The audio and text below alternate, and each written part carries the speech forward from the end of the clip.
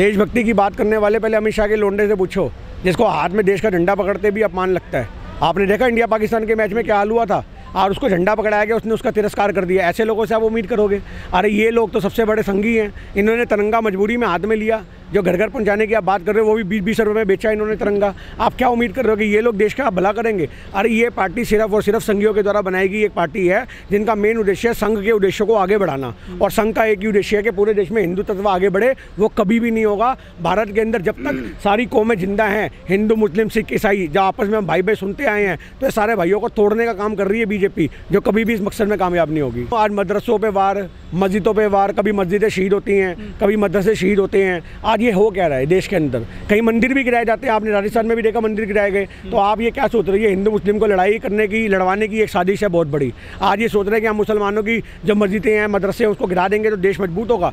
देश मजबूत होगा। आज बीजेपी ने जो अपने इतने बड़े बड़े कार्यालय बनाए हैं, करोड़ों रुपये लगा के, उनको गिराओ। आज उनको गिराओ। जो हजारों करोड़ रुपए तुमने बर्बाद कर दिया, वो कहाँ से आया तुम्हारे ऊपर पैसा? आज वो पूछो, इनके नेताओं से पूछो, इनके कार्यकर्ताओं से पूछो कि एक कार्यकर्ता भी बीजेपी का जो गाड़ियां लेके घूम रहा है गलियों में, कहाँ से आ गई गाड़ी?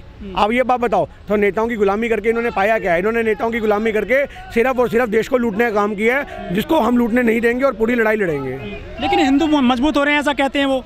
कोई हिंदू मजबूत नहीं हो रहा। हिंदुओं के घर में रोटी नहीं है खाने को, उनके पेट में आग लगी पड़ी है। आप अंधभक्तों की बात कर रहे हो ना। आज देश के अंदर हिंदू मजबूत नहीं हो रहा, सिर्फ अंधभक्त मजबूत हो रहे हैं, जो मोदी करते हैं। इनको एहसास ही नहीं हो रहा। इनका पूरा शरीर सुन्न पड़ चुका है। आप मेरी बात को समझो। जब एक आदमी का हिस्सा सुन्न हो रहता है ना, उसका हाथ काट दो, उसे पैर काट दो, उसको पता नहीं लगता। उसको बाद में पता लगता है जब वो सुनपन से हटता है, जब उसे होश आता है, अरे मेरी तो बाजू चली गई, मेरी तो लात चली गई। आज जितने भी अंधभक्त हैं, मैं आपको फिर कह रहा हूँ, ये अंधभक्तों का ये हाल होगा जब ये नींद से जागेंगे तो इनको पता लगेगा इनका घर बार भी बिक गया और बच्चे भी सड़कों पे आ गए। वो हाल होने वाला अंधभक्तों का। कांग्रेस किसी से दुश्मनी नहीं करती, कांग्रेस प्यार करती है।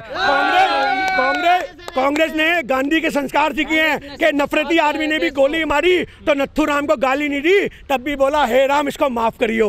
ये बालक बुद्धि है, इसको नहीं पता है क्या कर गया। कांग्रेस पार्टी वो पार्टी है, राजीव गांधी जी के चिथड़े उड़ा दिए जिन्होंने, उसको भी प्रियंका गांधी ने माफ कर दिया, उसको भी सोनिया गांधी ने माफ कर दिया। आप कह रहे हो कांग्रेस पार्टी नफरत करती है, कांग्रेस पार्टी दुश्मन करती है? कांग्रेस पार्टी किसी की दुश्मन नहीं है। कांग्रेस पार्टी पूरे हिंदुस्तान से प्यार करती है। आज अंधभक्तों से भी कांग्रेस पार्टी प्यार करती है। आज जितने भटके हुए अंधभक्त हैं, अगर इनको भी रास्ता दिखेगा तो कांग्रेस पार्टी इनका भी स्वागत करेगी। ये अपने दिमाग से निकाल दो कि कांग्रेस के दिमाग में नफरत या दुश्मनी नाम की कोई चीज है।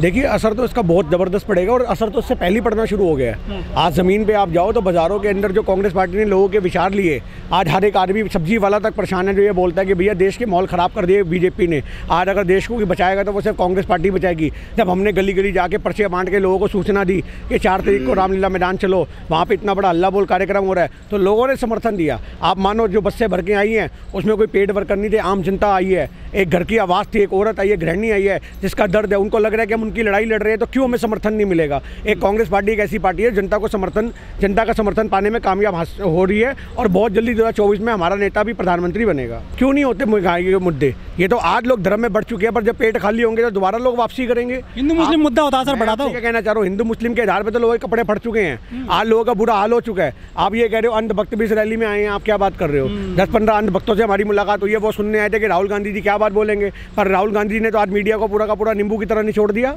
आपने देखा मीडिया वालों के तो 2 शब्दों में कपड़े फाड़ दिए कि ये तो अडानी और अंबानी के लिए काम करने वाली मीडिया है, ये हमारे देश के लिए तो काम ही नहीं करती, ये जनता के मुद्दों को उठाती नहीं है। आज सच्ची बात तो ये है कि मीडिया का कर्म होता था नैतिकता के मुद्दों को उठाना, आम जनता के दर्द को उठाना, पर आज मीडिया क्या उठाती है? हिंदू मुस्लिम कैसे हो, देश का माहौल कैसे खराब हो। अरे इस मीडिया के ऊपर छापे पड़ने से सबसे पहले तो मीडिया को बैन करने की जरूरत है। आज हमारे देश के अंदर अगर कुछ बैन करना है तो आज किसी राजनीतिक पार्टी के ऊपर ईडी की छापेमारी ना हो, मीडिया वालों पे हो। अंजना ओम कश्यप के घर पे होनी चाहिए रेड कि तेरे पास 400 करोड़ रुपए कहाँ से आया, तू बता। तो आज सोचने की बात है कि आज देश का माहौल किस ओर जा रहा है। आज महंगाई, बेरोजगारी, भ्रष्टाचार चरम सीमा पर पहुंच चुका है। आज खाने को लोगों के अब रोटी नहीं रह गई है, पर ये सरकारें सोचती हैं कि हम लोगों को हिंदू मुस्लिम में उलझा के खत्म कर देंगे। ऐसा नहीं होता। भारत के लोग जाग चुके हैं, और कांग्रेस का कार्यकर्ता बहुत मजबूत है, जो अपने आप में राहुल गांधी की लड़ाई नहीं लड़ रहा, वो कांग्रेस पार्टी की लड़ाई नहीं लड़ रहा, वो देश के आम जनता की लड़ाई लड़ रहा है। और हमें गर्व है कि हम कांग्रेसी हैं और आम जनता की लड़ाई लड़ते हैं और आवाज़ उठाते हैं। पूरी दुनिया से हमें क्या मतलब, हमें तो देश से मतलब है अपने। आज ग्लोबल 2018 आप नॉलेज रखो और जनता को भी नॉलेज दो कि 2008 के अंदर जो है ग्लोबल मंदी आई थी, आपको पता होगा, पूरे विश्व में मंदी आई थी, अमेरिका तक के भांडे बिक गए थे, पर हमारे डॉक्टर मनमोहन सिंह ने देश को बचाया था। हिंदुस्तान के बॉर्डर तक नहीं पहुंच सकी थी मंदी। आप ये सोचो, हमारी पूरी सीमाएं सुरक्षित थी, उस मंदी का असर आपको जगह जगह दिखा, पर सिर्फ हिंदुस्तान में नहीं दिखा। क्यों नहीं दिखा? क्योंकि मनमोहन सिंह की नीतियाँ थी ऐसी, उन्होंने देश को बचाया। पर मोदी की नीतियाँ ऐसी हैं कि हिंदुस्तान की सारी दीवारें खोखली हो चुकी हैं, आज हमारी जड़ें कमज़ोर हो चुकी हैं। आज हमारे देश कमज़ोर नहीं हो रखा, हमारे देश की जड़ें इतनी कमज़ोर कर दी हैं कि कब हिंदुस्तान की दीवारें गिरने को हो जाएंगी किसी को कुछ नहीं पता लगेगा। आज उसको बचाने की लड़ाई है। आज पूरा हिंदुस्तान अडानी अंबानी की गोदी में बिठा दिया इन्होंने, पूरा हिंदुस्तान। एक एक संस्थाएं, एक एक इंस्टीट्यूशन अगर कहीं पर काम कर रहा है तो अडानी अंबानी के लिए काम कर रहा है। अब ये अग्निवीर योजना भी किसी के लिए नहीं आई, ये मैं आपको बता रहा हूँ, ये योजना किसी के लिए नहीं आई। इसमें जितने अग्निवीर बनेंगे लोग, वो क्या करेंगे? 4 साल बाद अडानी अंबानी की चौकीदारी करेंगे। ये हमारे देश का माहौल बनने वाला है। लेकिन पाकिस्तान तो जो है भूखा मरने लगा है। तो हमारा देश खुद भूखा मर रहा है। आई बात समझ नहीं पा रही। तो दोनों भूखे भूखे क्या करेंगे हम, बताओ? पाकिस्तान भूखा मरे, हिंदुस्तान भूखा मरे। अरे आज देश को भारत से मदद मांगने लगा है। कहना चाह रहा हूँ, पाकिस्तान भूखा मरे, हिंदुस्तान भूखा मरे। आज हर आदमी को अपने देश में आवाज़ उठाने की जरूरत है। पाकिस्तान वाले अपने नेता का विरोध कर रहे हैं, हम अपने नेता का विरोध कर रहे हैं। हमें क्या मतलब? अरे दूसरे के पड़ोसी घर में चूल्हा जले या ना जले, हम अपने देश की तो बात करेंगे। हमारे देश में तो जलना चाहिए, वो क्यों नहीं जल रहा? हमारे घर का आदमी काम क्यों नहीं कर रहा? अगर तुम्हारे पड़ोस में लोग बेरोजगार बन जाएंगे तो तुम भी घर में बैठ जाओगे चैनल छोड़ के? तुम तो अपने बच्चों को पालोगे, तुम तो काम करोगे। तो आज वही वाली बात है, हिंदुस्तान के लोग हिंदुस्तान के लिए काम करें, भारत के लोग भारत के लिए काम करें, जब हमारा देश मजबूत होगा, वरना मजबूत नहीं हो सकता। लेकिन वो कह रहे हैं कि जो विकल्प नहीं है कोई मोदी का देश में भी। एक बात बताओ, 2014 से पहले किसी को पता था मोदी प्रधानमंत्री बनेगा? नहीं पता था ना। तो आज विकल्प की मुद्दा नहीं होता, विकल्प तो बहुत होते हैं। आज आप विकल्प हो, मैं विकल्प हूँ, हम भारत के लोग हैं। 35 साल का कोई भी आदमी हमारे देश में प्रधानमंत्री का चुनाव लड़ सकता है, इसमें क्या बात होगी? संविधान हमें विकल्प दे रहा है, ये कह रहे विकल्प नहीं है। आप ये बात बताओ, जिस चीज़ का अधिकार संविधान ने दे दिया उस चीज़ में आप कह रहे विकल्प नहीं है, तो सोचने की बात है मेरे भाई। विकल्प तो हिंदुस्तान का निकलता है, नहीं जानता था 2012-13 से पहले। और उसको नेशनल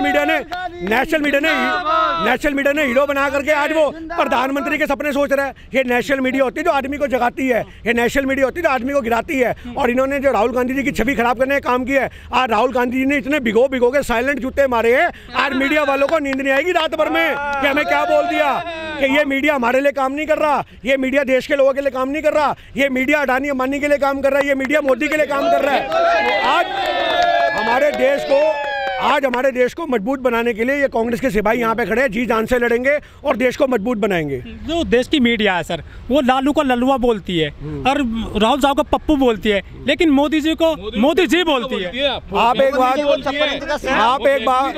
बात बताओ, आप गूगल पे सर्च मारो, देश का सबसे बड़ा फेंकू कौन? आपको जुमलेबाज कौन? मोदी निकल गया, गूगल झूठ बोलता है क्या? आप एक बात बताओ, एक आदमी की 10 सेकंड की क्लिप निकालते हो, सबसे बड़ा फेंकू, सबसे बड़ा पप्पू तो ये नरेंद्र मोदी है, सबसे बड़ा पप्पू तो अमित शाह है। इनके भाषण में मेरी बात तो सुन लो, आप बोल रहे हो, उन्होंने क्या बोला? इतने आदमियों ने अपनी जान गंवानी पड़ी। आज जिस आदमी को ये नहीं पता कि मेरे को गा बोलना है या जान बोलना है, ऐसे आदमी पप्पू होते हैं जो अश्लील शब्दों से देश को संबोधित करते हैं। आप ये बात बताओ, नरेंद्र मोदी अपने भाषणों में क्या बोलता है उसे कुछ पता ही नहीं होता। वो आंसू गैस में से पता नहीं हवाएं लग करता फिरता है, नाली के गैस से हवाएं बनाता फिरता है, चूल्हे लगाता फिरता है, चाय बनाता फिरता है। उस आदमी को जानकारी कहाँ है? आप ये बात बताओ। उस आदमी की ना इंग्लिश समझ में आती है ना संस्कृत समझ में आती है। अभी संस्कृत में उन्होंने अपना एक श्लोक दिया था, आपने सुना होगा वो श्लोक। उनके श्लोक को सुन करके तो हमारी स्टेटस पे लगाने की हिम्मत नहीं हुई कि माता बहनें भी बैठी होंगी। इतनी गंदी बात बोलते हैं नरेंद्र मोदी जी। आप कह रहे हो कि वो देश में भला काम करेंगे? नरेंद्र मोदी को आज अगर कुछ करने की जरूरत है तो वो इस्तीफा बनाए और इस्तीफा दे दे, हिंदुस्तान की गोद में डाल दे, तब देश बचेगा। वरना ये देश इस कगार पे खड़ा हो जाएगा कि आदमी खून का प्यासा होगा। 500 रुपए में अस्पताल के बाद लोग अपना खून बेचेंगे बच्चों को दूध पिलाने के लिए और रोटी खिलाने के लिए। कोई आदमी फेफड़े बेचेगा अपने बच्चे का एडमिशन कराने के लिए। हाई जगह में कोई बुजुर्ग आदमी लेटा होगा, कहेगा मेरी किडनी ले लो, मेरी तो उम्र हो गई, मुझे 5 लाख रुपए दे दो, क्योंकि उस 5 लाख से मैं अपने बच्चे का एडमिशन कराऊंगा। ये हिंदुस्तान का लोगों का हाल होने लगा है। आज से पहले लोग अंग दान करते थे, आज बेचेंगे। ये नरेंद्र मोदी का भारत है।